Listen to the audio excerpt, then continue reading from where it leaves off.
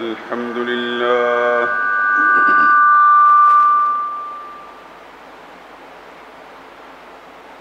الحمد لله وكفى وسلام على عباده الذين اصطفى خصوصا على سيد الرسل وخاتم الأنبياء وعلى آله المجتبى وأصحابه الأتقياء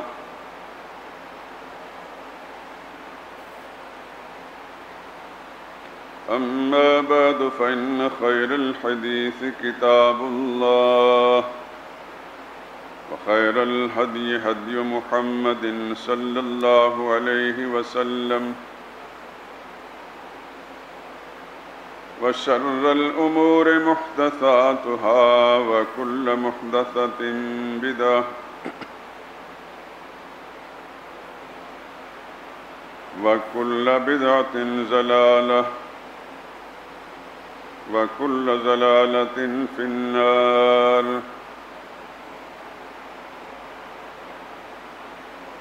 أعوذ بالله من الشيطان الرجيم بسم الله الرحمن الرحيم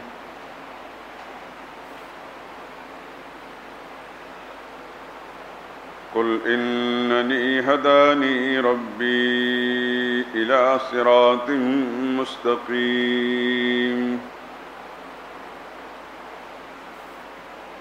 دينا قيما ملة إبراهيم حنيفا وما كان من المشركين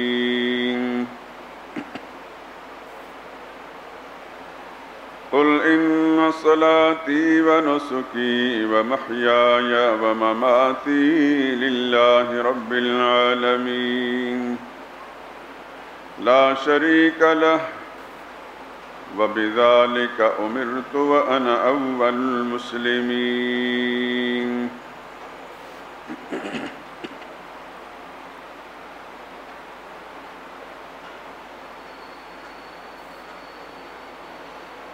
کہہ دیجئے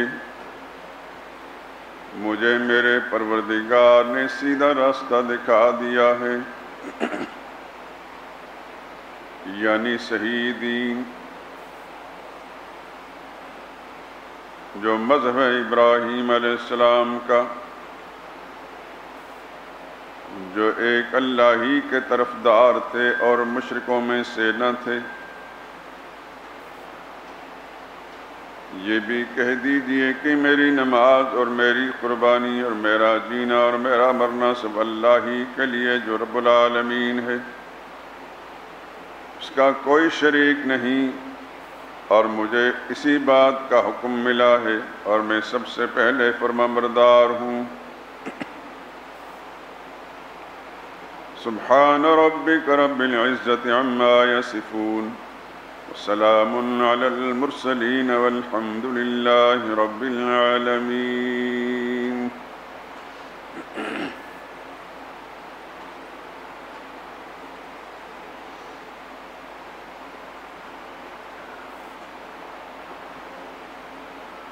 بزرگان محترم، برادران عزیز،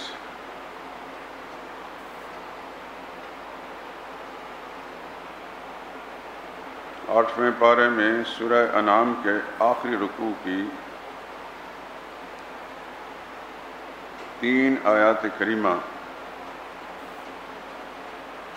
161، 162 اور 163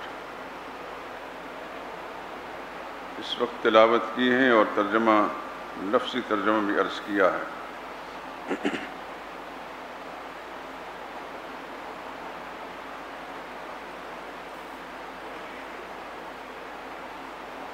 آپ نے نوٹ فرمایا ہوگا کہ ان آیات کریمہ میں بار بار اللہ تعالیٰ نے اپنے پیغمبر حضرت محمد مصطفیٰ صلی اللہ علیہ وسلم سے اعلان کروایا ہے اور اس کا اسلوب ہے قل، میرے حبیب آپ یہ اعلان کریں، قل اننی ہدانی، قل ان صلاتی، پھر اس کے بعد آیت نمبر 164 میں پھر قل اغیر اللہ ابغی ربا وہو رب کل شیء۔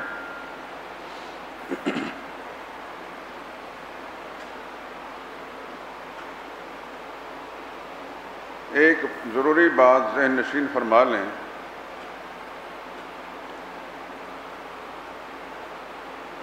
خالق کائنات نے اپنی اس آخری مقدس کتاب اور اللہ کے آخری قانون جو قیامت تک آنے والی انسانیت کی رہنمائی کے لیے بھیجا گیا، انسانیت کی بھلائی اور اس کی بہبود اللہ کے اس آخری قانون کے ساتھ وابستہ ہے۔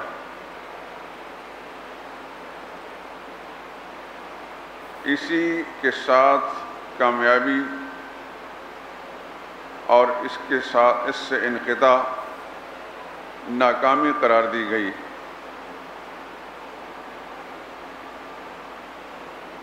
اس اللہ کے آخری قانون میں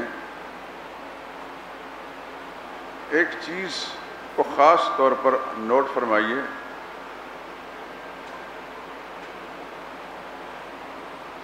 کہ جو بھی اہم بات ہوتی ہے، یعنی جس بات کی اللہ کے نزدیک اہمیت بہت زیادہ ہے، اس کے لیے اللہ کی حکمت اور اس کے منشا کا تقاضا یہ ہوا کہ اس اہم بات کا اعلان اپنے آخری پیغمبر حضرت محمد مصطفیٰ صلی اللہ علیہ وسلم کی زبان مبارک سے کرایا گیا۔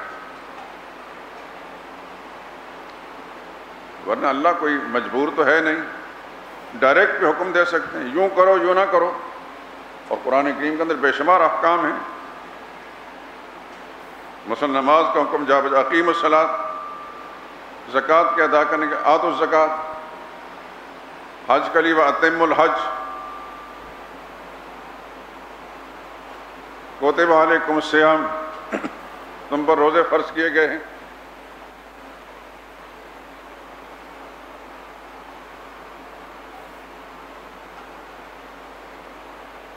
لیکن ایک چیز، اس کو جب ہم قرآن کریم کے اندر غور کرتے ہیں تو ایک چیز کا اسلوب عام اصول سے ہٹ کر یوں اختیار کیا گیا کہ اللہ کریم جب اپنی وحدانیت، اپنی توحید جیسے اہم مسئلے کو بیان کرنے کے لیے اپنے مخلوق کو مخاطب کرتے ہیں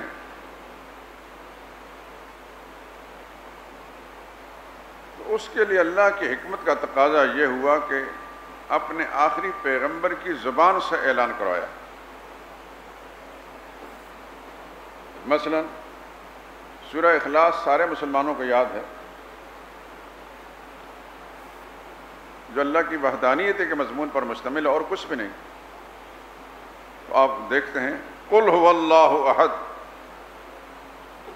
آپ کہہ دیں، میرے پیغمبر اعلان کر دیں، وہ اللہ یکتا ہے، اللہ الصمد، اللہ بے نیاز ہے، یعنی وہ کسی کا محتاج نہیں، سب اس کے محتاج ہیں، کسی وقت کسی کام میں کسی حال میں کسی کا محتاج نہیں، اور سب کے سب اگلے پچھلے زندہ مردہ آسمان والے زمین والے ہر وقت ہر چیز میں اسی کے محتاج ہیں۔ صمد اس ذات کو کہتے ہیں جس کی طرف ہر ایک ہر وقت ہر چیز میں محتاج ہو اور وہ کسی وقت کسی کے لیے کسی چیز میں محتاج نہ ہو۔ صمد کا یہ معنی ہے۔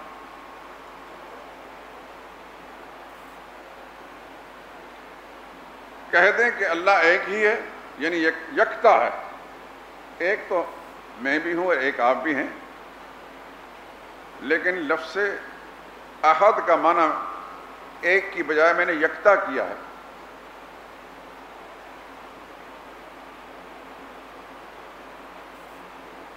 کیونکہ میں ایک ہوں لیکن میں زندگی کے قدم قدم پر محتاج ہوں. آپ کو بھی احتیاج لاحق ہے. میں ایک ہوں لیکن بہت سے اجزاء کا مجموعہ ہوں.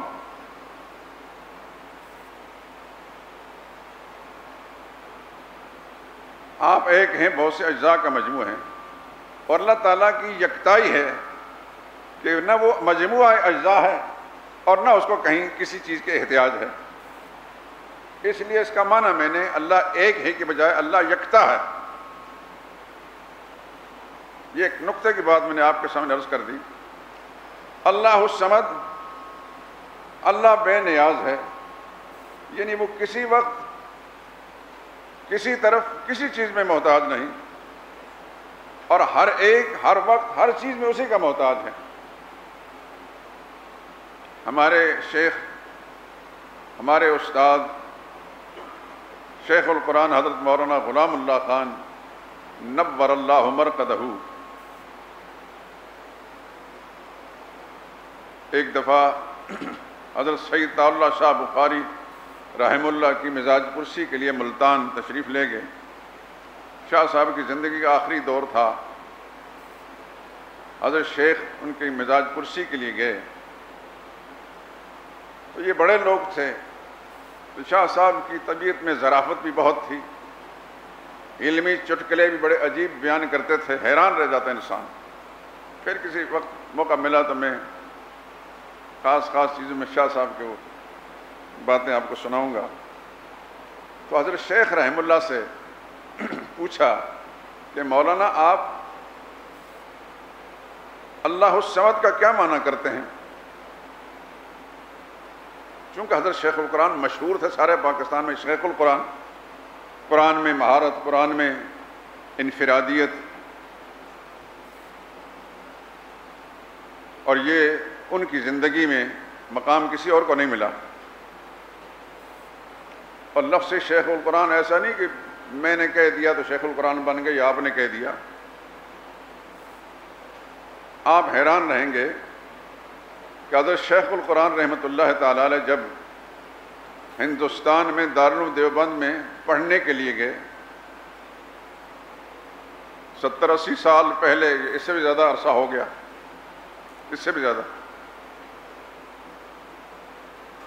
تو دارالعلوم دیوبند کے انتظامی معاملات میں محتمم کے ساتھ بعض اساتذہ کا کچھ اختلاف ہوا. تو سب سے بڑے مدرس، سب سے بڑے استاد علامہ انور شاہ کشمیری اور علامہ شبیر احمد عثمانی، یہ دونوں ہی بزرگ دارالعلوم دیوبند کو چھوڑ کر ڈابھیل گجرات ایک مدرسہ ہے وہاں تشریف لے گئے. بڑا مدرسہ ہے وہ بھی، اب بھی ہے. حضرت شیخ القرآن رحمۃ اللہ تعالی علیہ یا اس طرح دیگر بہت سارے لوگ جو حضرت علامہ انور شاہ کشمیری رحمہ اللہ کی شاگردی اختیار کرنے اور ان سے حدیث پڑھنے کے لیے خاص طور پر اس پنجاب سے گئے تھے. اس وقت پاکستان تو تھا نہیں. تو شاہ صاحب کے ساتھ دارالعلوم کے بہت سارے طالب علم بھی چلے گئے. اس میں حضرت شیخ القرآن بھی تھے. اور حضرت شیخ القرآن رحمہ اللہ دارالعلوم دیوبند میں حدیث پڑھنے گئے تھے. اس سے پہلے قرآن کریم مولانا حسین علی صاحب سے پڑھ چکے تھے میاں والی میں. میں کہا کرتا ہوں کہ پنجابی لوگ، ان کو اللہ نے یہ اعزاز دیا ہے جو پورے ہندوستان میں نہیں پوری دنیا میں کسی قوم کو اللہ نے وہ اعزاز نہیں دیا کہ جو مولانا حسین علی صاحب جیسا انسان اس پنجاب میں پیدا ہوا. یہ اس دنیا کے اندر اپنی زمانے کا ایک ہیرا تھا جسے کوئی نظیر اور مثال نہیں تھی.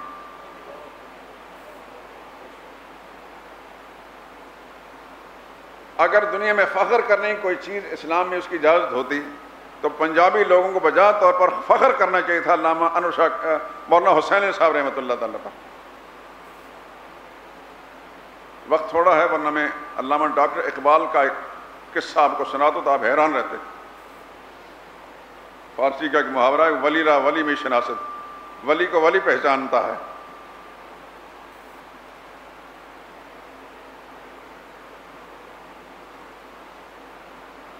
تو یہ قرآن کریم پڑھ کر گئے تھے.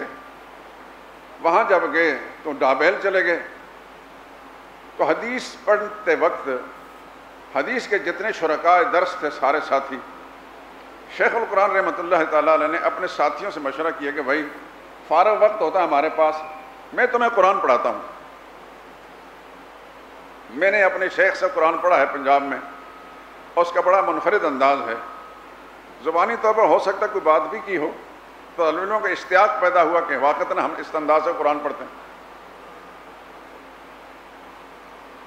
چنانچہ شیخ القرآن رحمۃ اللہ تعالی نے اپنے ہم سبق ساتھیوں کو جب قرآن کریم ڈابیل میں پڑھانا شروع کیا تو آہستہ آہستہ پورے دارالعلوم کے اندر حضرت شیخ کے قرآن کریم پڑھانے کا ایک چرچا ہونے لگا. ایسی مقبولی ہوتی کہ پورے دارالعلوم کے تلامذہ شاگرد جو انہی کے ہم سبق بھی تھے حدیث کے اندر وہ ان کے شاگرد بن گئے. جب یہ شہرت پھیلی تو ان کے استاد علامہ شبیر احمد عثمانی رحمۃ اللہ تعالی جو شیخ الاسلام پاکستان ہے، جنہوں نے مغربی پاکستان کا پرچم لہرایا تھا،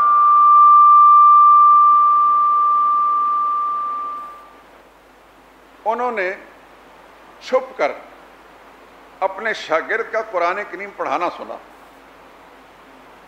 یہ ان سے حدیث پڑھنے گئے تھے، لیکن جب چرچا طلباء کے اندر ہوا کہ بڑا عجیب ساتھی ہے طالب علم، اتنا قابل انسان ہے کہ اس کی مثال کوئی نہیں ملتی. علامہ شبیر احمد عثمانی بیٹھ گئے. ان کو خیال ہوا کہ یہ کون طالب علم ہے.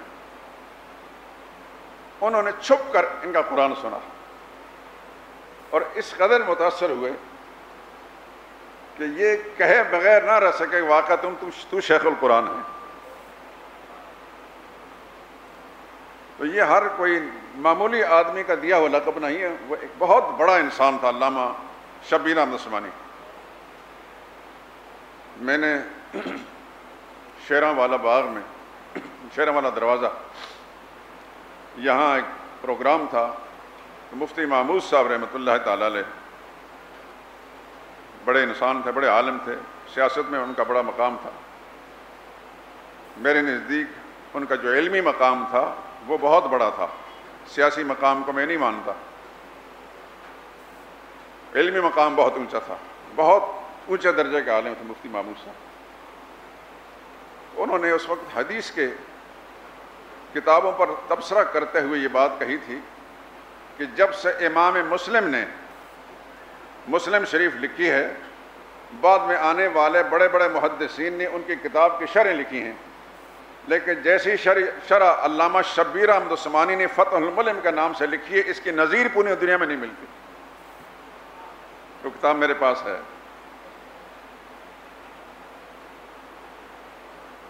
تو ذی علم، اہل علم جب کسی کی علمیت کی تعریف کریں تو ماننا پڑتا ہے کہ واقعتاً کوئی چیز ہے. تو وہ اتنا بڑا علامہ شبیر احمد عثمانی وہ اپنے شاگرد کے بارے میں کہنے پر مجبور ہو گیا کہ تو شیخ القرآن ہے.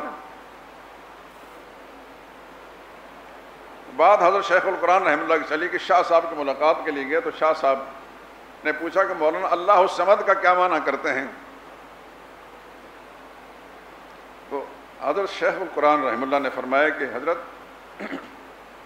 اردو میں تو عام طور پر اللہ بے نیاز ہے یہ لکھا جاتا ہے، لیکن بے کا معنی تو سب سمجھ آتا، نیاز کا معنی لوگوں کو نہیں سمجھ آتا. عام طور پر نیاز کا معنی یہ نظر و نیاز سمجھیں گے. اللہ بے نیاز ہے، اس کا معنی مولانا حسین صاحب رحمۃ اللہ تعالیٰ یوں کرتے تھے، جس کی طرف ہر ایک ہر وقت ہر چیز میں محتاج ہو، وہ کسی کی طرف کسی وقت کسی چیز محتاج نہ ہو، اس کو سمد کہتے ہیں. تو شاہ صاحب رحمۃ اللہ تعالیٰ علامہ حضرت عطا اللہ شاہ بخاری رحمۃ اللہ نے فرمایا کہ واقعتاً ترجمہ تو بہت خوبصورت ہے لیکن ہے لمبا. تو کہنے لگا میں بھی آپ کو ایک ترجمہ بتاتا ہوں، اور پنجابی میں انہوں نے کہا. فرمانے لگے جے دے باجوں کسی دا کام نہ ٹرے اور او دا کام ہر کسی باجوں پہ ٹرے. میں تو پنجابی زبان کا لب و لہجہ بھی صحیح اختیار نہیں کر سکتا، آپ حضرات کو شاید لطف نہ آیا ہو، یہی الفاظ اگر شاہ صاحب کی زبان سے سنتے تو بہت لطف آتا، لیکن میں نے الفاظ تو بیان کر دیے کہ جدے باجوں کسی دا کم نہ ٹرے اور او دا کم ہر کسی باجوں پہ ٹرے، جس کی طرف ہر ایک ہر وقت ہر چیز میں محتاج ہو اور وہ کسی وقت کسی کی طرف کسی چیز میں محتاج نہ ہو، اس کو سمد کہتے ہیں۔ بات کہیں سے کہیں چلی گئی۔ قرآن کریم میں اللہ تعالیٰ نے اپنی وحدانیت کا جب اعلان کرانا تھا، مخلوق کو اپنی وحدانیت سمجھانی تھی، تو اس کے لیے اسلوب یہ اختیار کیا کہ اپنے آخری پیغمبر حضرت محمد مصطفیٰ صلی اللہ علیہ وسلم کو حکم دیا آپ اعلان کریں، قل هو اللہ احد اللہ الصمد لم یلد ولم یولد ولم یکن لہ کفوا احد۔ کہہ دیں کہ اللہ یکتا ہے، اللہ نرالا ہے، جس جیسا کوئی نہیں، اللہ الصمد، اللہ بے نیاز ہے، یعنی جس کی طرف ہر ایک ہر وقت ہر چیز میں محتاج اور وہ کسی وقت کسی چیز میں کسی کی طرف محتاج نہیں۔ لم یلد، اس کی اس شان کا مظاہرہ یوں ہے کہ اس نے کسی کو جنم نہیں دیا، اس کی کوئی اولاد نہیں، کیونکہ اولاد ضد کر کے ماں باپ کو مجبور کر لیتی ہے اور وہ کسی کے سامنے مجبور ہے، انسان اولاد کا محتاج بن جاتا ہے۔ تو یہ پہلے اعلان کر سکے وہ تو صمد ہے، وہ کسی وقت کسی کے لیے کسی طرف محتاج نہیں ہے۔ لم یلد، اس نے کسی کو اولاد نہیں بنایا، اس کی کوئی اولاد نہیں جو ضد کر کے ایڑیاں رگڑ کر، یہ چھوٹا سا میرا پوتا ہے، اب اس کی بے باکی کا حال دیکھیں، میرے مسلح پر آ کے بیٹھ کے یہ ضد کر کے ہم سے بات منوا لیتا۔ یہ ہے خالق اور مخلوق کا فرق۔ یہی حال آپ کا ہوگا، آپ کے بچے آپ کو جھکا لیتے ہوں گے، ہمارے بچے ہمیں جھکا لیتے ہیں۔ اللہ وہ ہے کہ جس کی کوئی اولاد نہیں کہ ضد کر کے اس کو جھکا سکے۔ ولم یولد، اور نہ اس کا کوئی ماں باپ ہے، کیونکہ ماں باپ بھی دباؤ ڈال کر بات منوا لیتے ہیں، اللہ کسی کے دباؤ میں نہیں آتے۔ ولم یکن لہ کفوا احد، اس کا کوئی قبیلہ اور خاندان بھی نہیں، کیونکہ خاندان والے بھی دباؤ ڈال کے کسی کو بات منوا لیتے ہیں، کیونکہ اللہ احد، اللہ واحد لا شریک ہے، اس کا کوئی شریک نہیں۔ تو اس نظریے کا اعلان اللہ پاک نے کرانے کے لیے اپنے پیغمبر کو مامور کہ آپ اعلان کریں۔ میں نے یہ مثال اس لیے عرض کر دی کہ قرآن کریم کے مضمرات پہ جب ہم غور کرتے ہیں تو جتنا اہم مسئلہ ہوتا ہے اس اہم مسئلے کو بیان کرنے کے لیے اللہ اپنے نبی کو حکم دیتے ہیں۔ چنانچہ یہاں دیکھیے، قل اننی ہدانی ربی الی صراط مستقیم، میرے حبیب آپ اعلان کر دیں میرے پروردگار نے مجھے سیدھا راستہ دکھا دیا ہے۔ یہ تمہید ہے، آپ اعلان کریں کہ میرے پروردگار نے مجھے سیدھا راستہ دکھا دیا ہے۔ کون سا راستہ؟ دیناً قیماً، جو بالکل صحیح دین ہے۔ یا اللہ کون سا صحیح دین؟ ملت ابراہیم حنیفہ، وہ ابراہیم علیہ السلام کا دین ہے، ابراہیم علیہ السلام کا مذہب ہے۔ کون ابراہیم؟ فرمایا حنیفہ، جو ساری دنیا سے منہ موڑ کر صرف اللہ ہی کے ساتھ تعلق جوڑنے والے تھے۔ یہ حنیف کا معنی ہے۔ اردو میں اگر مختصر لفظ اس کے لیے بات کرتے ہیں یکسو، یکسو آپ کسی بھی ترجمے میں دیکھیں گے تو یکسو ہونے والے تھے، لیکن اس کی وضاحت یہ ہے کہ ساری دنیا کو چھوڑ کر اپنے رب کے ساتھ جوڑنے والا تھے، اس کو حنیف کہتے ہیں۔ ضرورت پڑی ابراہیم علیہ السلام نے حکومت کو چھوڑ دیا، حاکم وقت سے منہ موڑ لیا، اللہ کو نہیں چھوڑا، اپنی قوم کو چھوڑ دیا، اللہ کو نہیں چھوڑا، ماں باپ اور خاندان کو چھوڑ دیا، اللہ کو نہیں چھوڑا، باپ نے مجبور کیا شرک کرنے کے لیے، باپ کو چھوڑ دیا، علاقہ چھوڑ دیا، جس بستی میں ماں باپ رہتے تھے اس بستی کو چھوڑ کر دوسرے ملک میں چلے گئے۔ قرآن بتاتا ہے ابراہیم علیہ السلام یوں کہتے ہیں انی ذاہب الی ربی سیہدین، میں اپنے رب کے حکم پر چل رہا ہوں، اللہ میرے لیے راستے کھول دیں گے۔